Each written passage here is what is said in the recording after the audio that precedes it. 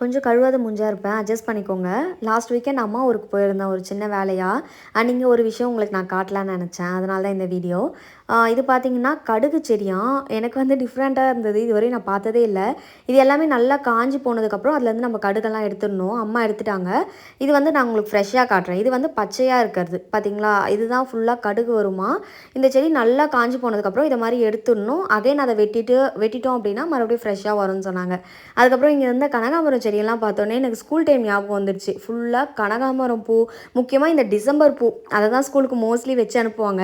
Still இன்னுமே நெறைய பேருக்கு இந்த கனகாம்பரம், டிசம்பர் பூலாம் பிடிக்கும்னு நெனைக்கிறேன். அப்படி யாராவது இருந்தீங்கன்னா கமெண்ட்ல சொல்லுங்க.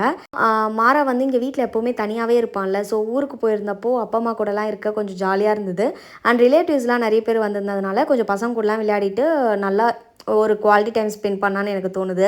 அவ்வளோதான். அதுக்கப்புறம் வீட்டுக்கு வந்ததுக்கப்புறம் இந்த கிளீனிங் ப்ராசஸ்லாம் இருக்கு. ஆக்சுவலி நான் அம்மா ஊருக்கு போயிருந்தேன். அந்த 3 டேஸ் வந்து மோகன் அவங்க ஃப்ரெண்ட்ஸ் கூட ஒரு ட்ரிப்பு போயிருந்தாரு. அவர் வந்து நெக்ஸ்ட் டே மார்னிங் தான் வருவாருன்றதுனால சரி மொத்தமா எல்லா துணியும் எடுத்து ஆர்கனைஸ் பண்ணிக்கலாம் சொல்லிட்டு வெயிட் பண்ணிட்டு இருந்தேன். நெக்ஸ்ட் டே நான் கிளீனிங் விளாக் போடும்போது அதை உங்க கூட ஷேர் பண்ணுறேன். ஆனால் இந்த பூச்செடிலாம் நிறைய காஞ்சு போயிட்டு இருந்தது. பார்க்கவே ரொம்ப கஷ்டமாக இருந்தது. திரும்ப எல்லாத்தையும் எடுத்து செட் பண்ணணும்னு நினைக்கிறேன். அதுக்கப்புறம் சின்ன காஃபி குடிச்சிட்டு ரிலாக்ஸ் பண்ணிட்டு தூங்க வேண்டியது தான். நெக்ஸ்ட் டே தான் ஃபுல் கிளீனிங் ப்ராசஸ்லாம். மாறாவை மட்டும் எப்படியாவது ஹோம் ஒர்க் பண்ண வச்சு தூங்க வச்சுட்டா போதும் இன்னைக்கு.